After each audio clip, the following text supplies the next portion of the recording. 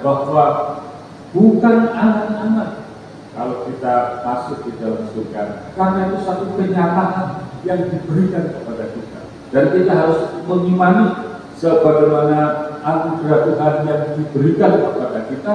Lebih baik kita sambut firman Tuhan itu daripada kita tolak. Suatu saat ada kapal di laut yang sedang berlayar, tahu-tahu ada satu penumpang itu jatuh di tengah laut dan kemudian terombang lagi, tolong saya mau tenggelam, tolong saya mau tenggelam.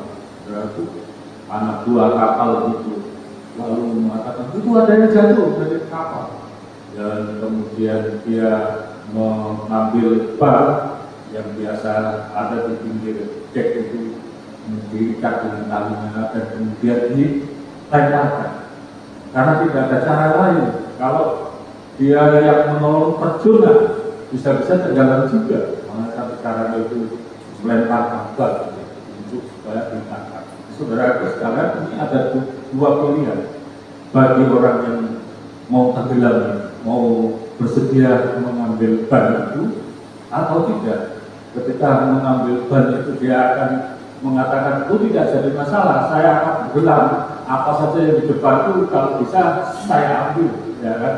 Kemudian dia ambil ban itu walaupun kelihatan kecil, akhirnya dia bisa ditarik untuk naik kapal. Bagaimana kalau ada ban yang di depannya lalu mengatakan orang itu, kok dikirim ban, harusnya kan dikirim perahu ini supaya saya bisa naik perahu itu.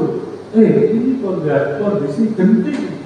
Bagaimana mungkin dikirim perahu lebih kecil, sedangkan perahu yang sedang dihadapi pun itu sedang terombang-ambing.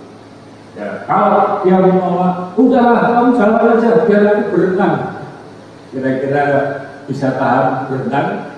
Oh, bisa berenang. Kalau dia kuat berenang sampai beberapa hari dan kemudian ke pinggir pantai, wah itu enak. Tapi kalau di laut kan tidak mengerti, kalau tidak memiliki peralatan navigasi, mungkin pikirannya mau berenang ke sana, itu pantai ternyata lebih dalam lautnya, lebih jauh dari pantai.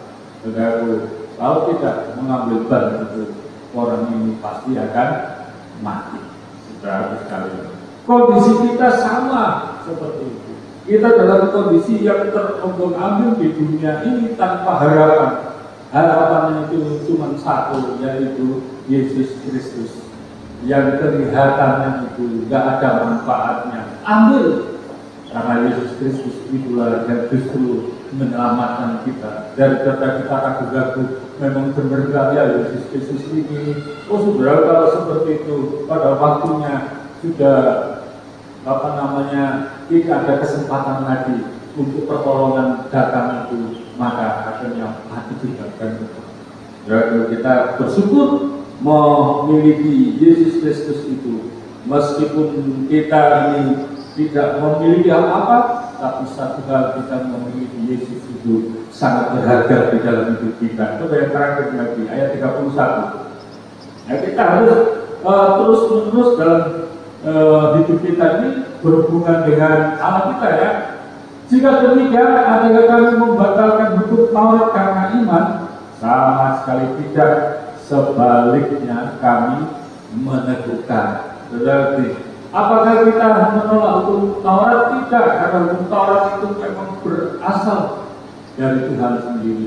Tetapi kita harus tetap melalui hukum Taurat itu. Kita mengerti bahwa hukum Taurat itu tidak bisa dijalankan oleh manusia yang sempurna di dunia ini. Tidak ada satupun orang yang bisa melakukan itu kecuali Yesus Kristus.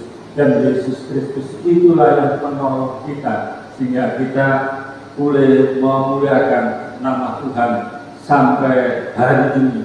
Dan kita bersyukur memiliki Yesus Kristus yang diberikan kepada kita, sehingga iman kita tetap diteguhkan di hadapan Tuhan. Karena demikianlah renungan firman Tuhan pagi hari ini.